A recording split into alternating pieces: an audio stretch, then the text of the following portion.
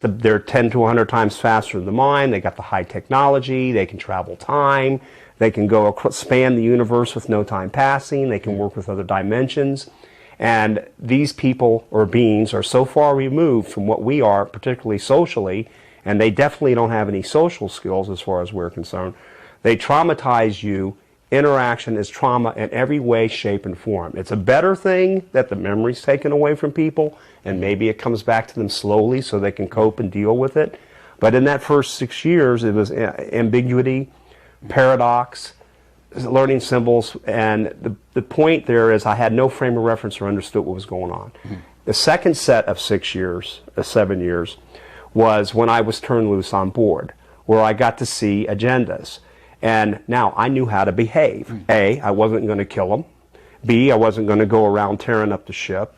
C, I wasn't going to be disruptive. I wasn't going to, as I was those first 6 years. If I was paralyzed for the most part. So now I got to see things that they were doing. This is very strange, because it's like after this time, after you had been a rebel in their terms, it's like you didn't want to cooperate. You were yelling and screaming at them. You were angry. You were outraged that these things were happening to you against your will. But then they seemed to take you into their confidence, almost to help them with their program. I mean, this is a paradox. Yeah, but it was necessary. I mean, you really, when I'm not justifying them. I don't claim, and you've heard me say this before, and I'm going to say it now, I don't claim to embrace alien culture. I have a healthy suspicion of all their motives at all times. I don't just swallow it and say that's how it is, but I let it play itself out. That's the only wise thing to do. What I'm finding is it is playing itself out, and I am seeing signs, and they are positive, they're not negative. Would it be fair then to describe this as it's a kind of positive brainwashing? That's my take on what you seem to be having. And once again, that's a paradox as well, because one doesn't really associate the term brainwashing as being anything positive at all. Of course. But there is something about this being against people's free will. Right. The intention seems to be positive, because the idea is to shock or push people into taking more responsibility for our planet and our environment than we have been doing. Is this just because they're purely altruistic, or is there some self-interest involved? Well, there's definitely self-interest, and there's definitely beneficial to us, but addressing the brainwashing aspect of it, clearly it's there.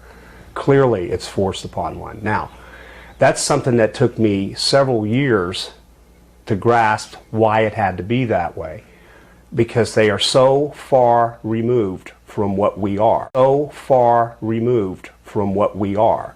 We're talking about species of non-human intelligence that are literally thousands of years, in some cases, ahead of us technically, thousands of years ahead of already figuring things out, and who have evolved. They've joined, so to speak, the galactic neighborhood.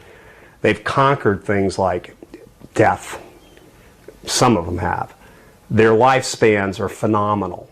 And I think it's also transformed physically as that wears out to another body form. That's what we've heard. They have many thousands and thousands and thousands and thousands and thousands of years of experience in a data bank, in their minds. It's cohesive, it's practical, it works as a group.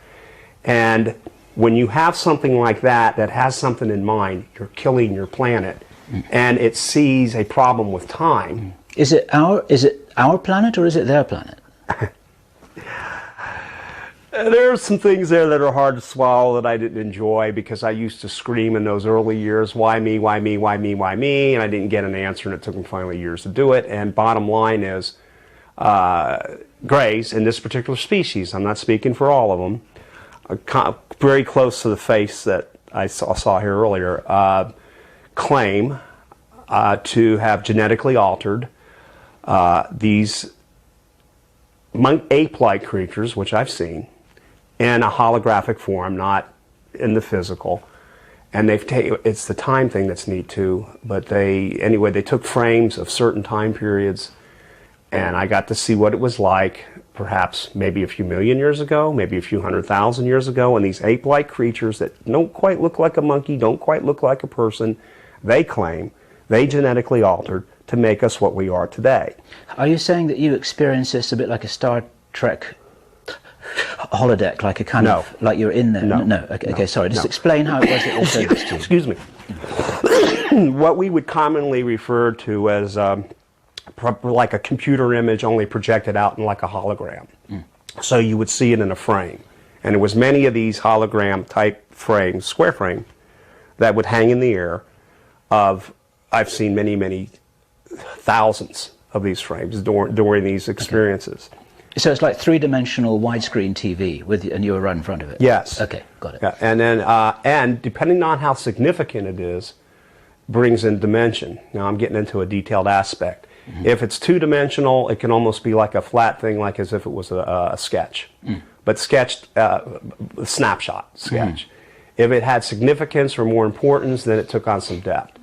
But these ape-like things, according to them, they claim that they genetically manipulated to make us what we are today, which is a part of them, according to them, and a part of what's naturally here. Okay, so we've been gene spliced with them. If you want to say gene splice, how exactly they do it? I don't even know if that's a technical term. Yeah, I think, you know, one day that'll come out, and I kind of have a suspicion on how, but nonetheless, Okay. I know it's contrary to religion, philosophy, and things of that nature. So that's why I say I was actually very angry for many years over that, but I'm not anymore. That gives them a sense, a right. I don't want to say of ownership. There's not an exact word. There's a responsibility there, even though I'm not very proud of their record as far as being invisible, interaction with us, ambiguous, not knowing what they are, keeping themselves hidden.